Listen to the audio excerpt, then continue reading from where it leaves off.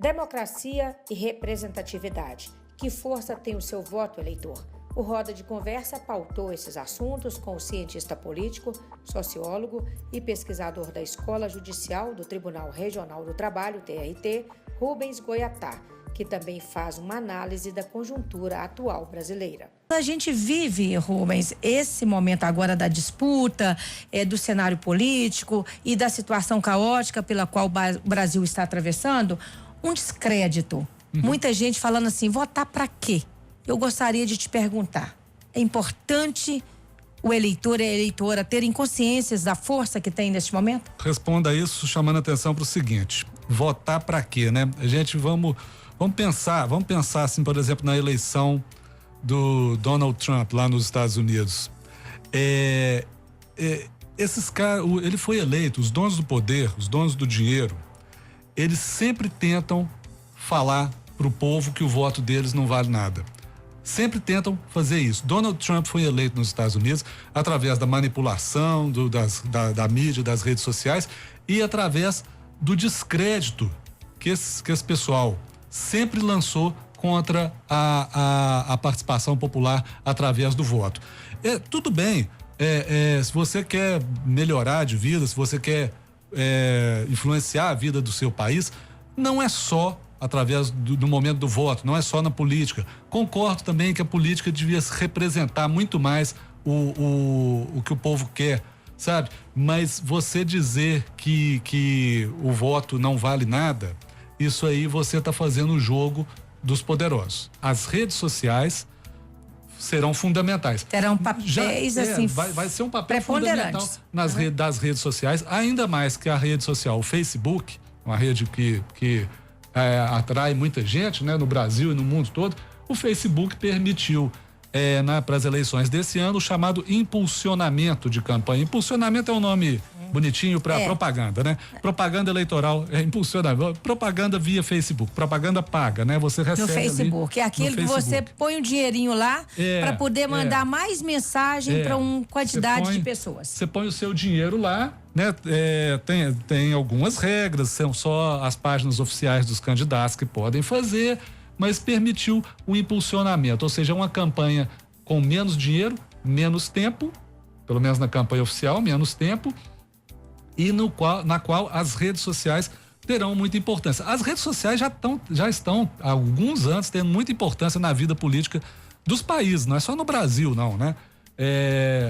E serão fundamentais. E aí, eu digo pro ouvinte, pro eleitor, é fundamental que você fique esperto, o ouvinte. É fundamental isso, é fundamental que você fique esperto com essas mensagens que você recebe no Facebook, com as mensagens que você recebe no WhatsApp, nos famosos grupos de família, grupo de amigos, grupo de trabalho, no WhatsApp.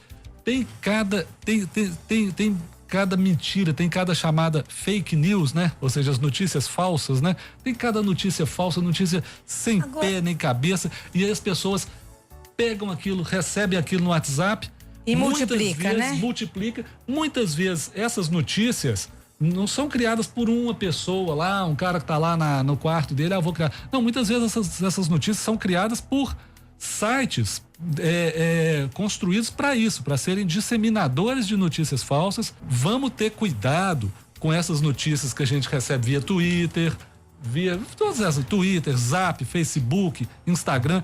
Vamos ter cuidado, não recebe a coisa e vai passando para frente, não. Procura checar, procura ver se aquilo que você recebeu faz sentido. E eu queria chamar a atenção para o fato de que o voto, né, que muitas vezes é visto pelas pessoas ou até por alguns analistas como uma concessão ou como uma imposição, o voto, ele é uma conquista, né? Se a gente pegar, por exemplo, a história do voto no mundo inteiro, né? É interessante que o voto, ele é uma conquista tardia, né? Por exemplo, as mulheres vão poder votar na França só a partir de 1947. Na Inglaterra, que é considerado por muitos assim um modelo da democracia representativa, né?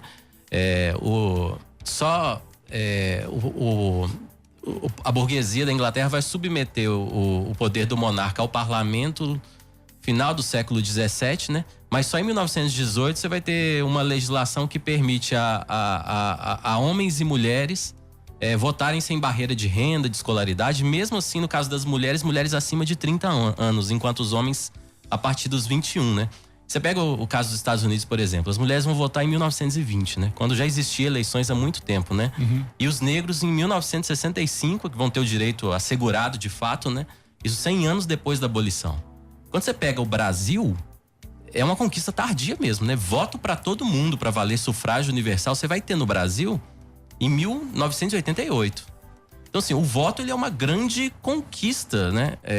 Da população, né? Da classe trabalhadora, das mulheres, dos negros. Eu queria te pedir para comentar um pouco sobre as ameaças que agora pairam sobre esse direito, que foi conquistado a duras penas, na base de greve, movimento sufragista, amplos debates. Essa operação de descrédito em relação à política que a mídia fez, isso aí vem de décadas, né? Os donos do poder não relutaram em dar o voto universal. A partir de quando eles deram o voto universal, eles fizeram 2 operações básicas. Primeiro, passaram a desqualificar culturalmente a política e o próprio voto. Eu falei aqui no início do programa, essa desqualificação do voto, da eleição, ela é responsável pelo crescimento, por exemplo, da extrema-direita nos Estados Unidos. Ela foi uma das responsáveis pela eleição do Trump, que pegou quando o Trump foi eleito nos Estados Unidos agora em 2016,